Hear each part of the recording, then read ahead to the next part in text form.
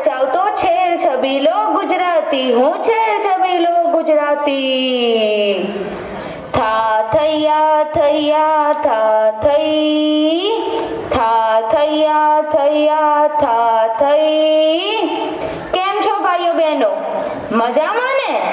તમને બધાને જોઈને મનડું ઘણું ઘણું રાજી થયું. અરે હું તો અહીં ટળ્યો, પણ ખબર નહીં આ મારી રંગલી ક્યાં રહી ગઈ? નક્કી બેઠી હશે કોઈની પંચાયત કરવા, કારણ કે બળતી આગમાં ઘી નાખ્યા સિવાય તો એને ચાલે જ નહીં. રંગલી, ઓ રંગલી, રંગલી, ઓ રંગલી, ક્યાં રહી ગઈ મારી રંગલી?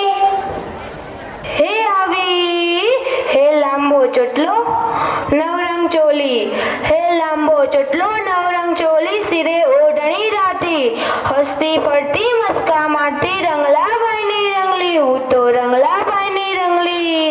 થા થૈયા થૈયા થા થઈ, થા થૈયા થૈયા થા થઈ, થા થૈયા થૈયા થા થઈ. સારું, હવે બસ બસ બહુ થઈ ગયું. બોલ, ક્યાં હતી તું? ઓય, તને જ કહું છું, સાંભળે છે કે નહીં? બેરી છે શું? ક્યાં હતી તું?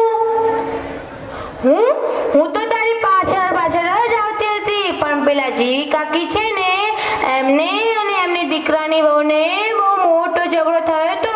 તો તે ઝઘડો શેના કારણે થયો હતો ને તે મને કહેતા હતા, તો તે સાંભળતી હતી. કેમ, શું થયું? બસ ખાલી સાંભળતી જ હતી કે થોડું મરચું મીઠું ભભડાવતી પણ હતી? આમ પણ કોઈની ચાલતી ગાડીમાં કૂદકો મારીને ચડવાનો તને ઘણો શોખ, સાચી વાત ને રંગલી? અરે ના ના હો રંગલા, એવા બધા ધંધા હું ના કરું હો રંગલા. એ તો જેને કામ ના હોય ને, જે નવરા બેઠા હોય ને એ જ કરે. મારે ક્યાં ટાઈમ છે આવી પારકી પંચાયત કરવાનો? એવું? તો બોલ, તું અત્યારે શું કરતી હતી? અરે હું તો અત્યારે મારી સહેલીઓ સાથે ચોકમાં બેઠી હતી, ચોકમાં.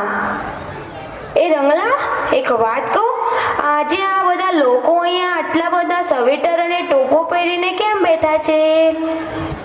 પહેલા તો એને સ્વેટર નહીં સ્વેટર કહેવાય, અને ટોપા નહીં ટોપી કહેવાય, સમજી?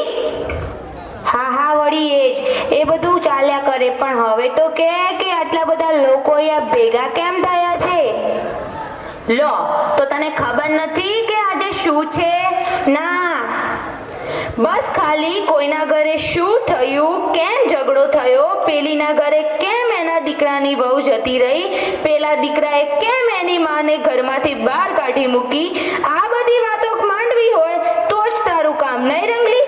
આખા ગામમાં કોણ શું કરે છે, ક્યાં જાય છે, કેમ જાય છે, કોણ આવે છે, આ બધું ખબર રાખે છે, પણ એ નથી ખબર કે આજે શું છે? હા હા, વળી હવે શું બંધ કેમ થઈ ગઈ? હું તો એમ કહેતી હતી કે હવે બહુ થઈ ગયું, હવે તો કહો કે અહીંયા શું છે? સારું, તો તું પણ કાનના પડદા ખુલ્લા રાખીને સાંભળ, અને તમે બધા પણ સાંભળો. આપણે ભારતમાં વસીએ છીએ, એટલે કે આપણે પોતે ભારતીય લોકો છીએ. ભારતીય લોકો ઉત્સવ પ્રિય હોય છે. આમાં વિવિધ તહેવારો, વિશિષ્ટ દિવસો, મહાપુરુષોની જન્મ જયંતિ અને પુણ્યતિથિ વગેરે આપણે ઉજવીએ છીએ. અને હા, આપણે તો મરણતિથિ પણ ઉજવીએ છીએ. બસ એટલું જ કહેતી હતી હો. તો આવા તહેવારો આપણે સૌ વર્ષોથી ઉજવતા આવીએ છીએ. તો એવા જ આપણા ખેરવા ગામના પનોતા પુત્ર એવા આપણા સૌના આદરણીય પૂજ્ય શ્રી વિશ્વનાથ દાદા, જેમની પુણ્યતિથિ છે, જેના કારણે આપણે સૌ શાળાના પટાંગણમાં ઉપસ્થિત થયા છીએ. રંગલી, આ વિશ્વનાથ દાદાને તું ઓળખે છે તો ખરી ને? વિશ્વનાથ દાદાને તો કોણ ના ઓળખે? એમને તો આખું ગામ ઓળખે છે, ગામ. પણ એમના વિશે તું વિગતે વાત કર તો અમને વધારે જાણકારી મળે. વિશ્વનાથ દાદા વિશે તો સાંભળ.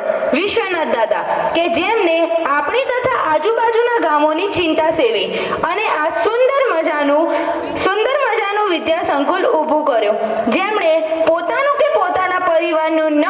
વિચારતા સમગ્ર સમાજનું હિત વિચારી આઝાદી પહેલા એટલે કે ઈસવીસન 1945માં આ સંસ્થા ઊભી કરે તેવા પરમ શ્રદ્ધેય દાદાના માનમાં શ્રી જયકુરભાઈ વિદ્યા મંદિર ખેરવા પ્રાથમિક વિભાગ, માધ્યમિક વિભાગ, ઉચ્ચતર માધ્યમિક વિભાગ, CH Patel English medium school, MJ Patel Gujarat માધ્યમિક શાળા તથા શ્રી સોમાભાઈ વિઠ્ઠલદાસ પટેલ વિજ્ઞાન ભવન સર્વે ભગીની સંસ્થાઓ મળી તેમની પુણ્યતિથિ નિમિત્તે વાર્ષિક દિન ઉજવી આપ સૌને અમારા નમન, પ્રણામ અને વંદન. તેમાં વિભિન્ન સાંસ્કૃતિક કાર્યક્રમની ભરમાર અમારા નાનાથી મોટા તમામ ભાઈ બહેનો લઈને આવી રહ્યા છે. આજના આ અતિવ્યસ્તિત ભરેલા જીવનમાં આપ આપણો કિંમતી સમય કાઢી શાળાના કાર્યક્રમોને દીપાવવા આ પરિસરમાં ઉપસ્થિત થયા છો તે માટે સમગ્ર શાળા પરિવાર વતી આભાર માનું છું. તો સર્વેને કાર્યક્રમ માણવા અને નિહાળવા તથા સૌ બાળકોને પ્રોત્સાહિત કરવા આપણને અમારી હૃદયપૂર્વક વિનંતી. થા થયા થયા થા થઈ, થા થયા થયા થા થઈ. માટે આજનો આ કાર્યક્રમ શુભકારી નીવડે તે માટે શરૂઆત કરીએ દેવોના એ દેવ મહાદેવની પ્રાર્થનાથી. માટે દિલ થામ के रहिए.